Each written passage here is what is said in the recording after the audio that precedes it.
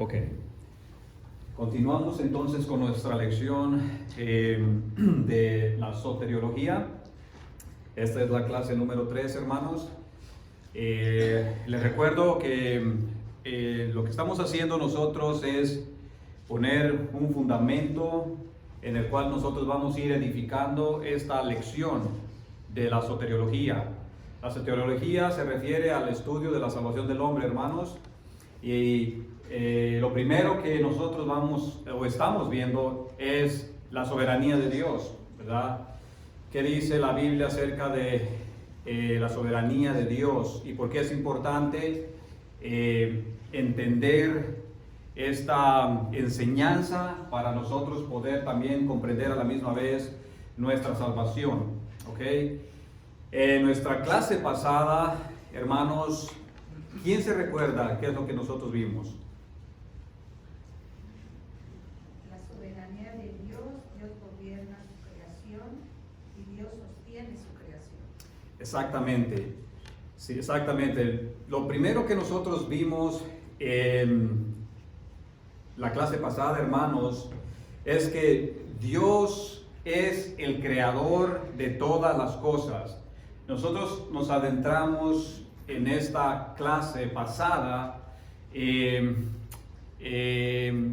dando lectura a Génesis 1:1 y a otros textos bíblicos que nos dicen que Dios es el creador de todas las cosas. Dijimos que la Biblia abre diciendo que Dios existe y Él ha creado todas las cosas. Él es dueño y señor de su creación. Vimos pasajes como Jeremías, capítulo 32, versículo 17. Vimos pasajes como el Salmo 33, 6. Y por supuesto, hermanos, también dimos lectura a Génesis, capítulo 1, versículo 1. Ahora, lo segundo que nosotros vimos en nuestra clase pasada, hermanos, es que no solamente Dios ha creado, ¿verdad?, todas las cosas. Nosotros también dijimos que Dios también sostiene su creación. ¿Ok? Él ha creado, pero también Él sostiene su creación. Él está sosteniendo todas las cosas y Él está involucrado en esa creación que Él ha creado, hermanos. Y nosotros dimos algunas citas bíblicas la clase pasada, textos como Hebreos, capítulo 1, versículo 3. También dimos lectura a Colosenses 1:17 y también leímos el Salmo 145, versículo 16 al 17, hermanos. Ahora, lo tercero que nosotros vimos, y no terminamos de ver todo porque solamente nos adentramos un poco, es que no solamente, hermanos, Dios creó todas las cosas, sino que también Él tiene, también Él sostiene, todas las cosas, pero nosotros nos adentramos a la clase, también a la clase y tocamos un poco este tema de que Dios tiene un plan que está llevando a cabo, importante. ¿Ok? Primero, Dios creó. Segundo, no solo creó, pero Él sostiene. Y lo tercero es que, a ver si lo voy a mover aquí para que lo puedan ver, hermano. Y lo tercero es que Él tiene un plan.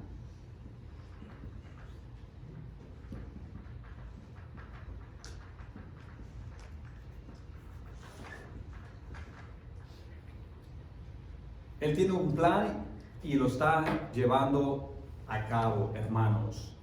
Ahora, nosotros en esta clase vamos a retomar este punto, ¿ok? De que Dios está llevando a cabo su plan determinado.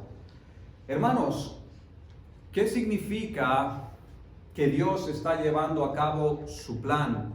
Bueno, significa que todo lo que Él ha creado, hermanos, sin excepción alguna, tiene un propósito que ya ha sido determinado por Dios. Él tiene un plan detallado, ¿ok?, que está llevando a cabo. Importante que nosotros comprendamos este concepto. Vamos a hablar un poco en estos momentos acerca de Cristo y la redención de su pueblo, ¿ok? Cristo y la redención de su pueblo, aunque no nos vamos a adentrar mucho en eso porque lo vamos a dejar para después, pero quiero mostrarles cómo la Escritura nos revela que Dios está llevando a cabo su plan, un plan determinado, ¿ok? Y voy a ver, vamos a ver más bien, el tema de Cristo y la redención de su pueblo. Solamente para que volvamos a recordar, hermanos, lo que les voy a decir, que la redención de su pueblo, o más bien digamos la caída del hombre, no fue algo que a Dios se le escapó de la mano y que Dios tuvo que recurrir a Cristo como plan B, ¿verdad? Para arreglar el asunto que digamos ahí se salió de control, ¿verdad? Eso no es lo que la Biblia enseña. No es que Dios creó al hombre y de repente, bueno, el hombre cayó en pecado, ¿verdad? Y a Dios le tomó por sorpresa y dijo, oh, espera un minuto. Yo creo que aquí tenemos que tener un plan B. ¿Qué vamos a hacer? Bueno, Cristo, vamos a poner este plan B.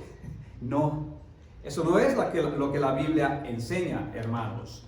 Más bien, la Biblia enseña que todo lo que aconteció ya estaba en el propósito eterno de Dios, desde antes de la fundación del mundo, hermanos. Vamos a Efesios capítulo 3, vamos a leer el versículo 11. ¿Quién lo puede leer? Conforme al propósito eterno que hizo en Cristo Jesús, Señor nuestro. Conforme, ¿qué dice, hermano? Al propósito eterno. Que hizo en Cristo Jesús, Señor nuestro. Cuando hablo del propósito eterno, hermanos, no quiere decir que en un principio Él comenzó a desarrollar este plan. Y como yo les pienso comprobar a medida de que vayamos adentrándonos a esta clase, no es que Dios comenzó, oh bueno, vamos a enviar a Cristo ahora, ¿verdad? Porque este es el plan B y de aquí comienza entonces mi plan B. No es lo que la Biblia enseña, hermanos, y lo vamos a ver en un momento.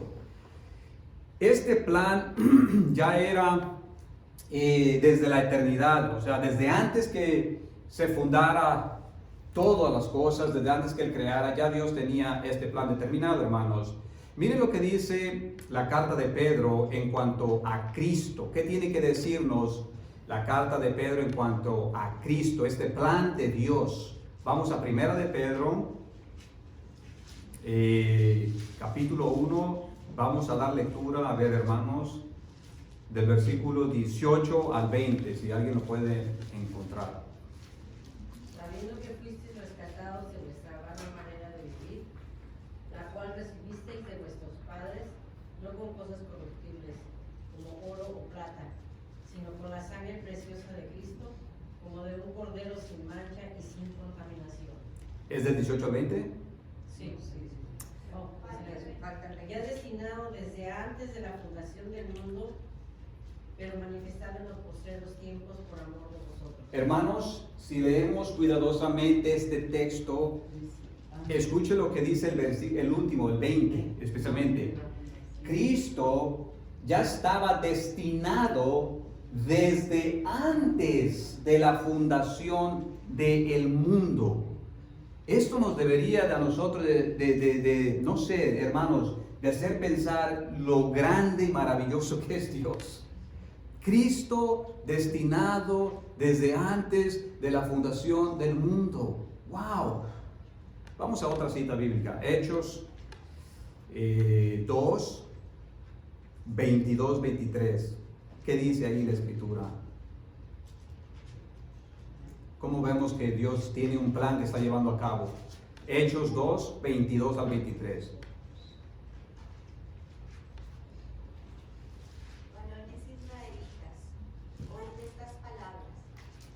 Jesús Nazareno, varón aprobado por Dios entre vosotros con las maravillas, prodigios y señales que Dios hizo entre vosotros por medio de él, como vosotros mismos sabéis, a este entregado por el determinado consejo y anticipado conocimiento de Dios, prendisteis y matasteis por manos de inicuos, crucificando. Si escuchamos bien lo que dice ahí, es que ya Cristo, Dios determinó por el determinado consejo de Dios. Exactamente, hermanos. Esto es lo que estamos viendo, que Dios ya tenía un plan y que no fue que la redención de su pueblo o Cristo no fue el plan B de Dios, y más bien fue el plan A. Vamos a Hechos capítulo, ahí mismo, dos capítulos después, capítulo 4, versículos 24 al 28.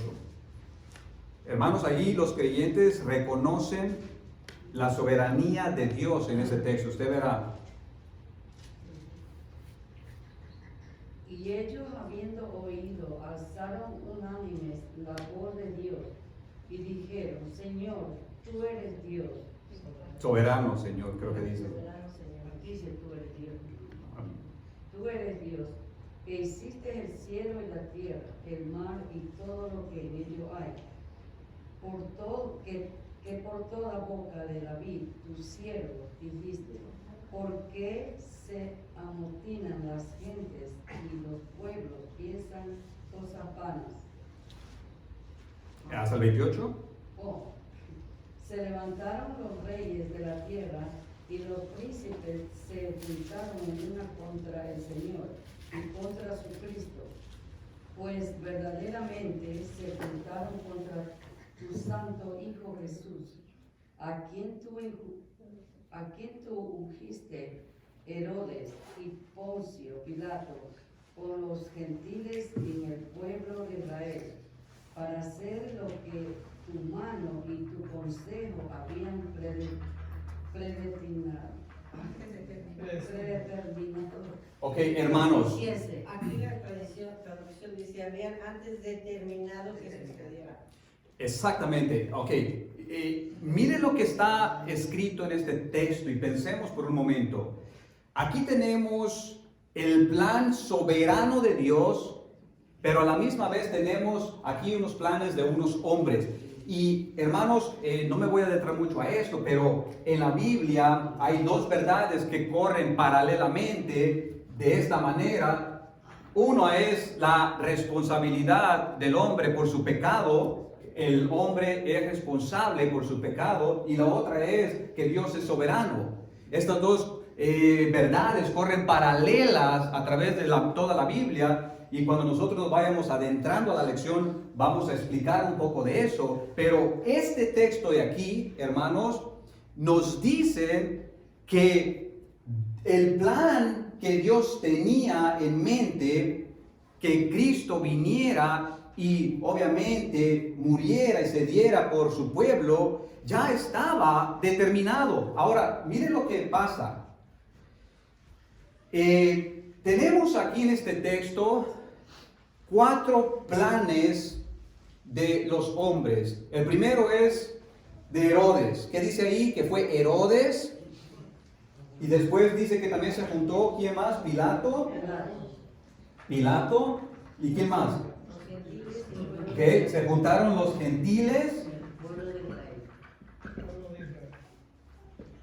y los líderes, right? De Israel, creo que dice por ahí. El pueblo de Israel, ok. El pueblo de Israel. Vamos a poner ahí. Ok, hermanos, miren lo que está pasando aquí. Tenemos aquí 4 planes de diferentes personajes aquí. Primero tenemos a Herodes, un hombre impío, sanguinario, vil, que no le interesaba más que su propia vida, porque él incluso llegó a matar a un sinnúmero de sus propios familiares, ¿verdad? Un hombre que era realmente vil, impío. Este hombre le interesaba, por supuesto, que Cristo muriera. Y el plan que él tenía, estoy hablando de Herodes, fue eliminar a Jesús porque se había dicho que este era un rey. Y por supuesto, este hombre con su egocentrismo y su diciendo, espera un momento, aquí nadie me va a quitar mi trono. O sea, tenemos aquí Herodes con sus propias ideas, su plan, matar a Jesús. Pero también aquí tenemos a Pilato, un hombre que se dejaba mangonear por el pueblo, tenía miedo de que quería conservar su puesto, quería quedar bien con sus jefes, y dice, bueno, a mí no me conviene estar en contra de las personas, así es que, bueno, también a mí me conviene que Cristo sea eliminado. Tenemos después aquí a los gentiles, los romanos, ¿verdad? Los que inventaron la cruz, tenemos a estos que mataban por gusto, decían, bueno, nos conviene que lo matemos, es otro más, ¿verdad?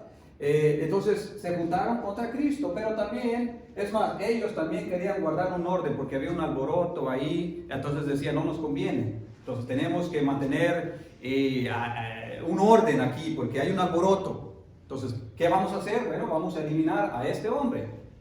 Y tenemos a los líderes israelitas, ¿verdad? Los fariseos que se juntaron en contra de Jesús, porque decía Jesús ser el enviado, el Mesías. Y decía, ¿cómo tú vas a hacer ese? No puede ser posible, así es que vamos a eliminarlo. Hermanos, si nos podemos ver, hay 4 puntos de vista, o 4 planes, si pudiéramos, diferentes, con diferentes... ¿cómo se dice? Estoy buscando la palabra. Diferentes fines por el cual eliminar a Cristo. Pero el plan soberano de Dios, hermanos, usó todos estos planes diferentes para llevar a cabo su plan soberano. ¿Y qué nos dice el texto? ¿Quién lee el último versículo? Para hacer cuanto tu mano y tu consejo habían antes determinado. Exactamente. Se juntaron. Llegó el tiempo de Dios, el tiempo perfecto, donde se juntaron todos estos eventos que estaban aconteciendo alrededor del plan de Dios, de Cristo. Tenemos ahora el tiempo perfecto de que se juntó Pilato, Herodes, los líderes israelitas, los gentiles, para matar a Cristo. Pero por encima de esos planes, el plan soberano de Dios se estaba llevando a cabo, hermanos. Y eso es algo que nos debe decir, wow, espera un momento. Eso nos debe nosotros de hacernos rendirnos ante nuestro Dios, un Dios soberano, maravilloso, o sea, infinito. Queda claro, hermano, que en su soberanía Él puede usar personas inicuas para llevar su plan, y eso es lo que Él usó a personas, y así puede pasar en la vida real de la gente, ¿no? Usar personas a veces para llamarnos la atención o para hacernos ver algo que nosotros no estamos viendo. Sí, y también otro claro ejemplo que podemos ver en la vida de José, los acontecimientos alrededor de la vida de José, el pecado de sus hermanos y cómo Dios usó eso para llevar a cabo su plan, hermanos. Pero eso lo vamos a ir viendo más adelante en la lección, ¿verdad? Ahora, vamos a Efesios capítulo 1, versículo 4. Y yo quiero que ustedes vean cómo Dios está llevando a cabo el plan que ya tenía, ¿verdad? En cuanto a sus escogidos. Efesios 1, 4. Según nos escogió en Él antes de la fundación del mundo, para que fuésemos santos y sin mancha delante de Él. Si escuchamos bien el texto, dice que Dios nos escogió en Cristo. ¿Desde cuándo, hermanos? Desde antes de la fundación del mundo. Vamos a suponer que aquí está la fundación del mundo y que aquí está la creación cuando comenzó.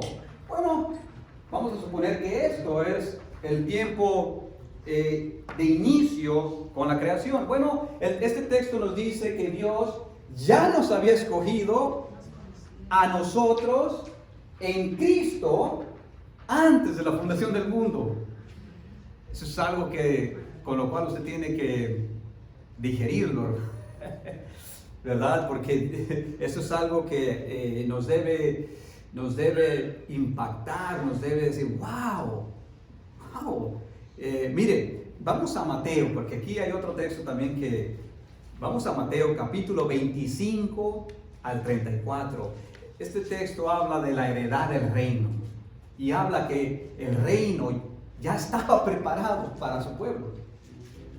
Mateo 25, 34.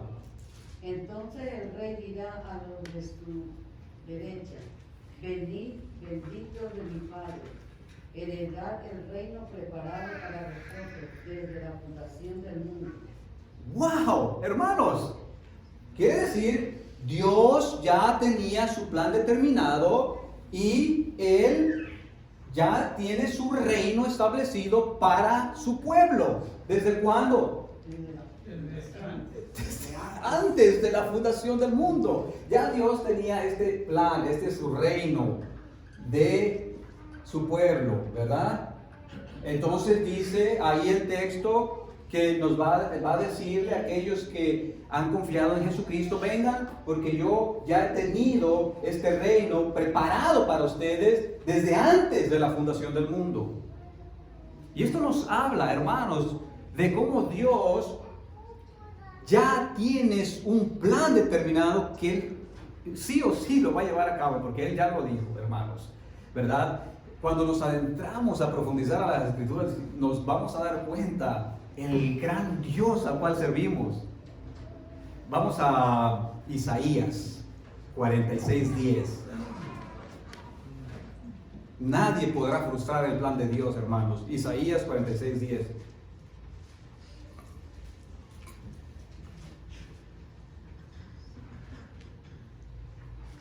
Que anunció lo porvenir desde el principio y desde la antigüedad lo que aún no era hecho. Que digo, mi consejo permanecerá y haré todo lo que quiero. ¿Qué le dice ese texto, hermanos? ¿Qué le dice ese texto a usted? Que va a hacer lo que Él quiera porque es soberano. Cuando Él dice algo es porque se va a hacer. Pero siempre recuerde, hermanos, que Dios siempre, cuando Él obra en conjunto con sus atributos, ¿ok? Entonces, importante que nosotros siempre entendamos esto, siempre, ¿ok? Ahora, hermanos, yo les voy a decir un texto bíblico que lo va a poner a usted a pensar y a la misma vez lo va a hacer postrarse ante nuestro Dios y adorarle. Vamos a 2 de Timoteo, porque 2 de Timoteo, hermanos, nos va a volar, dicen por ahí, la tapa de los sesos y nos va a sacudir nuestras neuronas. 2 de Timoteo, capítulo 1, versículo 9. ¿Qué nos dice ese texto? Quien Dios salvó y llamó con llamamiento santo, no conforme a nuestras obras, sino según el propósito suyo y la gracia que nos fue dada en Cristo Jesús antes de los tiempos de los siglos. ¡Wow! ¿Escuchamos el texto, hermanos? No lo escucharon. No lo escucharon. Hermanos, el texto dice, ¿quién los salvó a usted? ¿Qué dice el texto? ¿Pero quién? ¿Quién los salvó? Dios. ¿Quién lo llamó a usted? Dios dice claramente. ¿Por qué lo llamó? ¿Por sus obras? Dice ahí. ¿Qué dice el texto? No por obras. Entonces, ¿por qué? Dice ahí, ¿por qué, hermanos? Según el propósito de Dios. Quiere decir, hermanos, que en su llamamiento, en su salvación, hay un propósito de Dios, ¿ok? Hay un propósito de Dios, pero, hermanos, para ponerlo a pensar más, aún hay más. Ahora, como les dije, esto nos debe poner a sacudir nuestras neuronas y a postrarnos ante nuestro Dios. Miren lo que dice ahí ese texto. Miren lo que dice. La gracia que Dios, ¿qué dice? Nos fue dada en Cristo. ¿Desde cuándo dice? ¿Qué más dice? La gracia que a usted le fue dada, ¿ok? Dice que ya Dios la había dada en Cristo, o sea que en Cristo toda la gracia de Dios para su pueblo ya estaba ahí. Pero después, si usted continúa leyendo, dice que fue manifestada cuando Cristo vino a esta tierra. Entonces, hermanos, la gracia que usted recibió dice que ya estaba escondida en Cristo, estaba en Cristo y Cristo estaba preparado, ya estaba antes de que el mundo fuese, y esa gracia que usted recibió fue manifestada cuando Cristo entonces vino, ¿verdad? Y hizo su obra, hermanos. Dice el capítulo 10, pero El versículo 10, ¿no? dice, pero que ahora ha sido manifestada por la aparición de nuestro Salvador Jesucristo, el cual quitó la muerte y sacó a la luz la vida y la inmortalidad por el mal. Exactamente. El versículo 10 ahí mismo le dice, esa gracia que ya estaba en Cristo desde antes de la fundación del mundo para su pueblo fue manifestada, fue cuando Cristo vino. Ese es un texto, hermanos, que usted tiene que... mire, Carlos Spurgeon dice, él comenta acerca de este texto y él dice lo siguiente: haría falta torcer mucho este texto, dice él, para hacerle decir que la salvación es por decisión o mérito del hombre. Es lo que dice Carlos Spurgeon. Dice, si usted quiere que este texto, no hay manera de que usted pueda torcer ese texto y diga, bueno, es el hombre, ¿verdad?, quien decide venir a Dios y quien él elige a Dios. Es imposible. Entonces Carlos Spurgeon dijo, si usted quiere, dice, será imposible torcer este texto. Imposible. La crucifixión de Cristo, hermanos, es parte del plan de Dios y Dios está llevando a cabo su plan. ¿Algún comentario, hermanos? Porque los veo muy callados. Yo digo que es una maravilla, hermano, que desde antes de la fundación del mundo Dios conociera esta miniatura de persona insignificante y pecadora. Es una verdadera gracia de Dios que desde antes de que el mundo fuera hecho, Él ya me conocía. Amén, hermanos, y esto no es nada. Ahorita estamos viendo la soberanía de Dios solamente para poner el fundamento a nuestra elección, pero cuando nos adentremos a las doctrinas de la gracia, eso le va a volar la tapa de los sesos, hermanos, porque vamos a estar viendo tantas cosas. Va a decir, wow, hermanos, aquí tenemos una teología tan rica, o sea, que nos debe humillar. Nos debe humillar y nos debe también hacernos rendir en adoración. Exactamente. Hermanos, aquello que a nosotros nos parece ser pasado, presente y futuro, ¿verdad?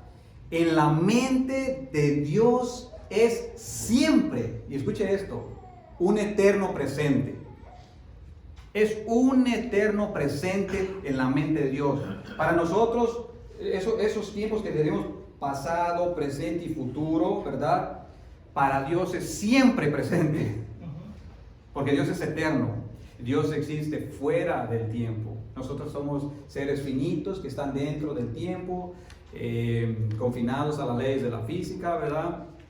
Pero bueno, vamos a leer unos textos en Isaías 57:15. ¿Qué nos dice Isaías 57:15, hermanos?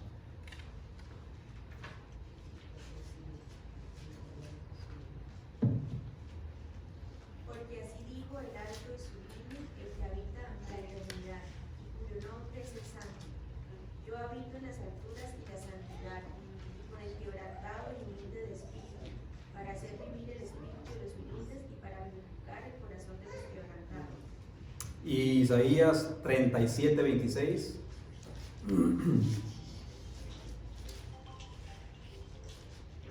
¿No has oído decir que desde tiempos antiguos yo lo hice? Que desde los días de la antigüedad lo tengo ideado y ahora lo he hecho venir. Y tú serás para reducir las ciudades fortificadas a montones de escombros. Hermanos, estos textos nos habla de que Dios está llevando a cabo su plan. El plan determinado que Él puso en marcha se completará, ¿verdad? Nada podrá frustrar el plan de Dios, hermanos. Nada, absolutamente nada. Ahora, habiendo dicho esto, permítanme entrar un poco, antes de que terminemos este tiempo, a la soberanía de Dios en cuanto al hombre, ¿ok? Porque nosotros ya vimos que Dios creó su mundo, creó todas las cosas. También vimos que Dios sostiene todas las cosas, su creación, y también vemos que Dios está llevando a cabo su plan. Él está envuelto, ¿verdad?, en su creación. Ahora permítanme dar algunos textos bíblicos en cuanto, supongamos que aquí vamos a suponer que esta es la soberanía de Dios. ¿Ok? Entonces, dentro de su soberanía, obviamente están todo hombre. También dentro de su soberanía están, obviamente, los ángeles. Dentro de su soberanía está la naturaleza.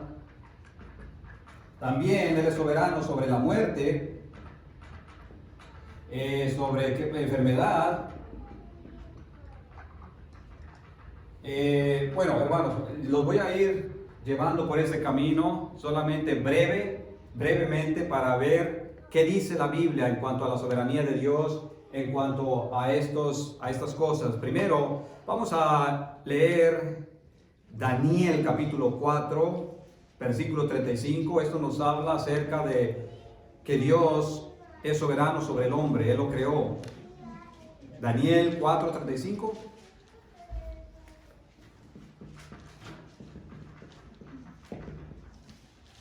Todos los habitantes de la tierra son considerados como nada, y Él hace según su voluntad en el ejército del cielo y en los habitantes de la tierra, y no hay quien detenga su mano y le diga, ¿qué haces? Exactamente. Ese texto nos habla no solamente acerca de que Dios es soberano sobre el hombre, sino también sobre los ángeles, dice ahí sobre los seres celestiales, ¿verdad? Pero vamos a Génesis capítulo 2, ya ustedes se lo saben de memoria, estoy seguro. Capítulo 2, versículo 7. ¿Qué dice ahí la escritura en cuanto al hombre? Formó pues Jehová Dios al hombre del polvo de la tierra, y sopló en su nariz aliento de vida, y fue el hombre una alma viviente. Este texto nos recuerda, hermanos, que usted no se creó a usted mismo. Yo no me creé a mí mismo, ¿verdad? Nosotros no estamos aquí porque nosotros quisimos estar aquí. Este texto nos recuerda que tenemos un creador, que Él es dueño y Señor de nuestra vida, que Él nos ha dado el punto de inicio de vivir y también nos va a dar también de cuando termine nuestra vida aquí. Nuestra vida, o toda la vida del hombre, realmente está en las manos de Dios, hermanos. Él nos creó, Él es dueño, Él es Señor. Todo hombre, ¿verdad? Toda alma, dice en otra porción bíblica, toda alma del hombre está en sus manos, hermanos. Proverbios 21:1, ¿qué dice?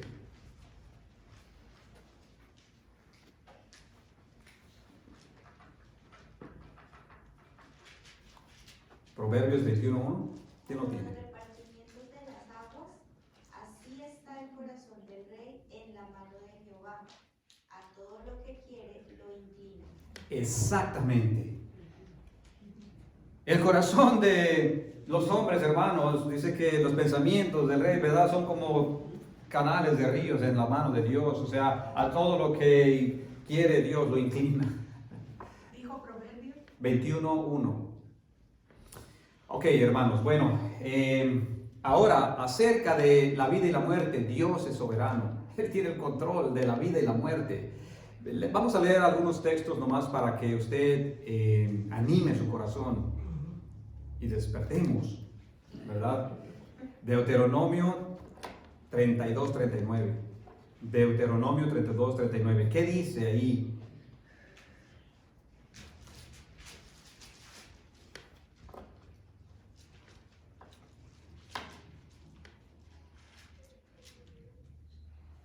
Ved ahora que yo soy, y no hay dioses conmigo.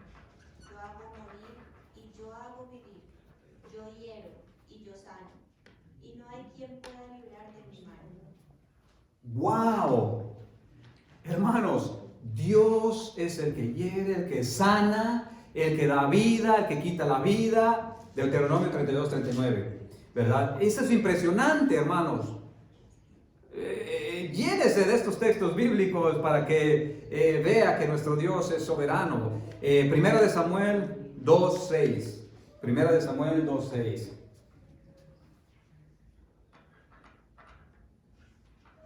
¿Qué dice ahí? Jehová mata y él da vida. Él hace descender al sepulcro y hace subir. Más claro no puede ser. No necesita, yo creo que ni una explicación, hermanos, ¿verdad? Es Dios el que mata, el que da vida.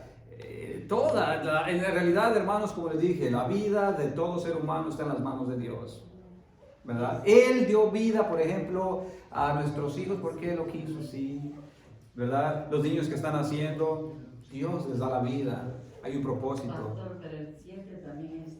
A ver, hermana, léalo. Jehová empobrece y él enriquece, abate y enaltece. Ahí está, hermanos.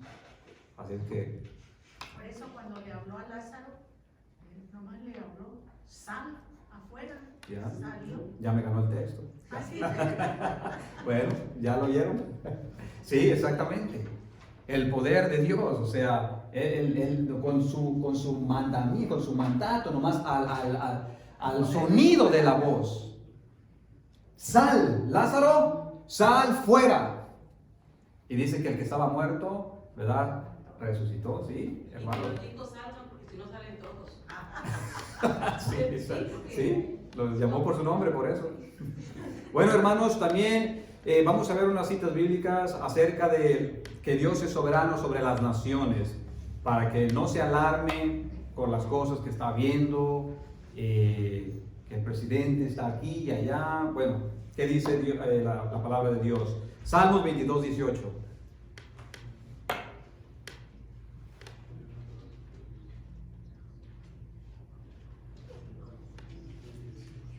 ¿22? 22:18.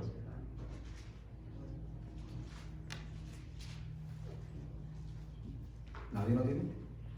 Repartieron entre sí mis vestiduras y sobre mi ropa echaron suertes. Eso es. Amigo 22:18. Ok, perdónenme. Entonces, Job 12:23. Job 12:23. Ay, hermano, me trae como... Él multiplica las naciones y él las destruye. Esparce las naciones y las vuelve a reunir. Ahí está. Ahí está. Ahí está, hermanos. Él multiplica las naciones, las quebranta, levanta un imperio, saca otro imperio, ¿verdad? Conforme a su plan. Todo está siendo determinado por el sabio plan soberano de nuestro Dios. Una más, hermanos, para allá. Tengo muchas, pero Isaías 41:2. ¿Qué dice? Isaías 41:2.